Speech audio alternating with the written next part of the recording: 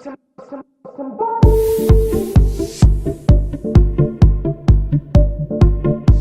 first section we'll be going over is track selection. You can basically pick any genre that you want. You also need to figure out the beats per minute, which is also the BPMs. I would highly recommend picking tracks that are around the same BPMs and that are in the same genre, at least for your first mix.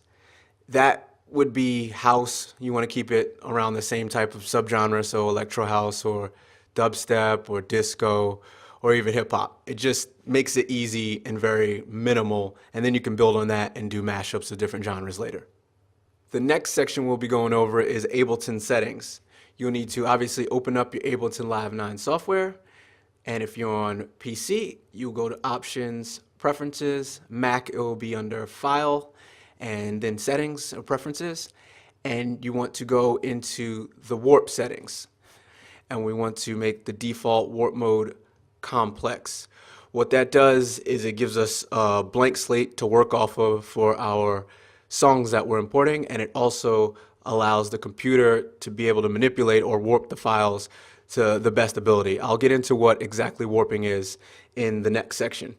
So close out of this, and what we want to do is drag in our tracks. I have 3 tracks ready. These are my actual tracks that I have produced.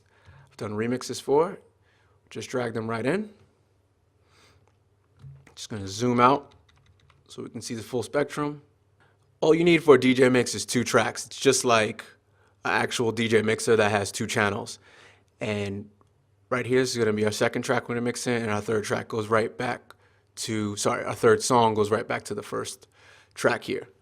Now what we need to do is set our master tempo. We'll just double click here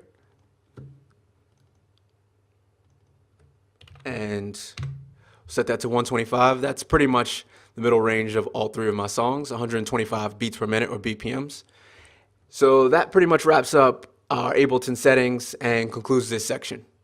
In the next section, I'll be going over how to warp or time sync your tracks.